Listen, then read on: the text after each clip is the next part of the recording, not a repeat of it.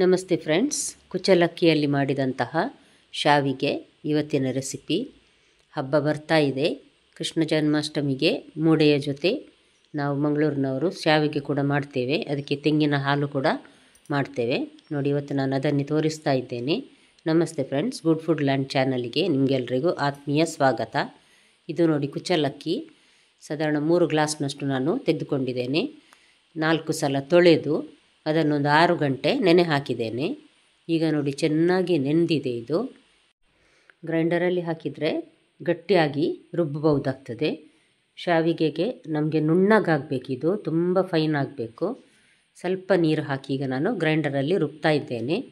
ಮಿಕ್ಸಿಯಲ್ಲಿ ಹಾಕುವುದಾದರೆ ಸ್ವಲ್ಪ ನೀರಾಗಿ ರುಬ್ಬಿ ನಂತರ ಬಾಣಲೆಗೆ ಹಾಕಿ ಗಟ್ಟಿ ಮಾಡಬೇಕಾಗ್ತದೆ. ಅದನ್ನು ನಾನು ಗ್ರೈಂಡರ್ಗೆ ಹಾಕೋದ್ರಿಂದ ಗಟ್ಟಿ ಮಾಡುವ ಅಗತ್ಯ ಇಲ್ಲ. ನೋಡಿ ಎಷ್ಟು ಸಾಫ್ಟ್ ಆಗಿದೆ. ನೋಡಿ, ಬೇಗ ಇದು ಗ್ರೈಂಡ್ ಮಾಡಿ ಆಯಿತು ನನ್ನದು. ಈಗ ನೋಡಿ, ಇದನ್ನು ನಾನು ಈ ರೀತಿ ಒಂದು ಉಂಡೆ ಮಾಡಿ ಗಟ್ಟಿ ಥರ ಮಾಡಿ, ಈಗಾಗಲೇ ನೀರು ಬಿಸಿಯಾಗಿದೆ ಇಡ್ಲಿ ಪಾತ್ರೆಯಲ್ಲಿ. ನೋಡಿ, ನೀರು ಬಿಸಿಯಾಗಿದೆ. ಅದರಲ್ಲಿ ಈಗ ಒಂದೊಂದು ಈ ರೀತಿಯ ಗಟ್ಟಿ ಮಾಡಿ ಇಡ್ತಾ ಇದ್ದೇನೆ ನಾನು. ಒಂದು ಸಲ ಒಂದು ರೌಂಡ್ ಇಟ್ಟ ನಂತರ ಬಾಯಿ ಮುಚ್ಚಿ ಒಂದು ಸಲ ಹಬೆ ಬರಿಸುವ ನಂತರ ಇನ್ನೊಂದು ರೌಂಡನ್ನು ನಂತರ ಇಟ್ಟರಾಯಿತು. ನೋಡಿ, ಎಲ್ಲವನ್ನು ಇದೇ ರೀತಿ ನಾನು ಮಾಡಿ ಇಡ್ತಾ ಇದ್ದೇನೆ. ಸ್ವಲ್ಪ ಕೆಳಗಿನ ಇದು ಗಟ್ಟಿಯಾದ ಕೂಡಲೇ ಮೇಲಿಂದ ಪುನಃ ಇಟ್ಟುಕೊಂಡು ಬಂದರೆ ಆಯಿತು.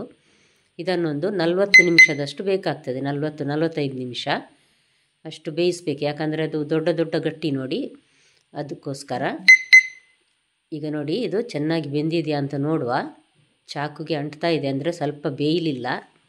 ಇನ್ನೊಂದು 10 ನಿಮಿಷ ಇಟ್ಟಿದ್ದೇನೆ ನಾನು. ನೋಡಿ, ಈಗ ಚೆನ್ನಾಗಿ ಬೆಂದಿದೆ.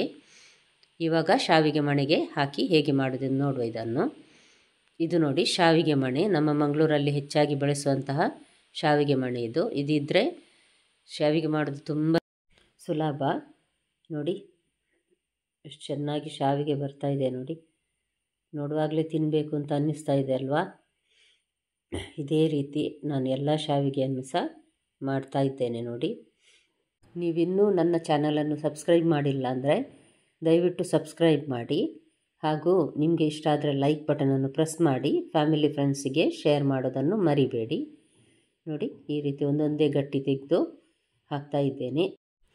ಪ್ರತಿ ಮನೆಯಲ್ಲೂ ಶಾವಿಗೆ ಮಾಡೋದಂದರೆ ಒಂದು ಹಬ್ಬದ ಥರನೇ, ಅಂದರೆ ಅಷ್ಟು ಇಷ್ಟಪಟ್ಟು ತಿಂತಾರೆ ಎಲ್ಲರೂ. ಹಬ್ಬದ ಸಮಯದಲ್ಲಿ ಹೆಚ್ಚಾಗಿ ಮಾಡ್ತೇವೆ ನಾವು. ಅಷ್ಟಮಿ ದಿನ ರಾತ್ರಿ ಶಾವಿಗೆ ಹಾಲು ಮತ್ತು ಮೂಡೆ ಮಾಡ್ತೇವೆ. ಹಾಲಿನ ಜೊತೆ, ತೆಂಗಿನಕಾಯಿ ಹಾಲಿನ ಜೊತೆ ತುಂಬ ಒಳ್ಳೆಯದಾಗ್ತದೆ ತಿನ್ನಲಿಕ್ಕಿದು. ವೆಜ್ ಅಥವಾ ನಾನ್ ವೆಜ್ ಕರಿ ಇದ್ದರೆ ಇನ್ನೂ ಸಹ ತುಂಬ ಒಳ್ಳೆಯದಾಗ್ತದೆ ಇದು ತಿನ್ನಲಿಕ್ಕೆ. ಹಾಲಿನ ಜೊತೆ ಒಂದು ರುಚಿ ಆದರೆ ಕೋಳಿ ಅಥವಾ ಮಾಂಸದ ಸಾರು, ಇಲ್ಲಾಂದರೆ ತರಕಾರಿದ್ದು ಪನ್ನೀರ್ ಅಂಥದ್ದು ಗ್ರೇವಿಯಲ್ಲಿ ಸಹ ತಿನ್ನಬಹುದು. ನಾವು ಹೆಚ್ಚಾಗಿ ತೆಂಗಿನಕಾಯಿ ಹಾಲು ಮತ್ತು ಯಾವುದಾದ್ರೂ ಚಿಕನ್ ಕರಿಯೊಟ್ಟಿಗೆ ಇದನ್ನು ಟೇಸ್ಟ್ ಮಾಡ್ತೇವೆ.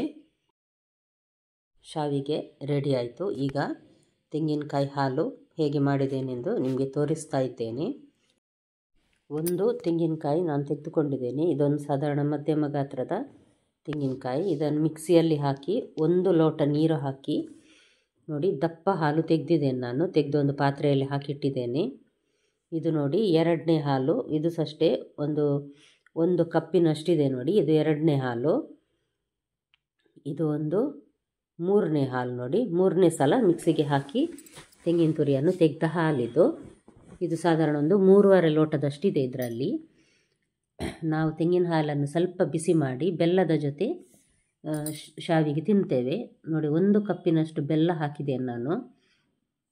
ಮೆಲ್ಲ ಉರಿಯಲ್ಲಿ, ಲೋ ಫ್ಲೇಮಲ್ಲಿ ಇದನ್ನು ಸ್ವಲ್ಪ ಬಿಸಿ ಮಾಡಿದರೆ ಸಾಕು. ಕುದಿಸಿದರೆ ಹಾಲು ಒಡೆದು ಹೋಗ್ತದೆ, ರುಚಿ ಇರುವುದಿಲ್ಲ. ಸ್ವಲ್ಪ ಉಗುರು ಬಿಸಿ ಆದರೆ ಸಾಕು. ಇದು ನೋಡಿ, ಏಲಕ್ಕಿ ಪುಡಿ, ಒಂದು 4 ಏಲಕ್ಕಿಯನ್ನು ನಾನು ಕುಟ್ಟಿ ಪುಡಿ ಮಾಡಿ ಹಾಕಿದ್ದೇನೆ. ಹಾಲು ರೆಡಿ ಆಯಿತು. ನೋಡಿದ್ರಲ್ಲ ಫ್ರೆಂಡ್ಸ್, ತೆಂಗಿನಕಾಯಿ ಹಾಲು ಮತ್ತು ಕುಚ್ಚಲಕ್ಕಿಯ ಶಾವಿಗೆ. ನೋಡಿದ ಎಲ್ಲ ವೀಕ್ಷಕರಿಗೆ ಧನ್ಯವಾದ.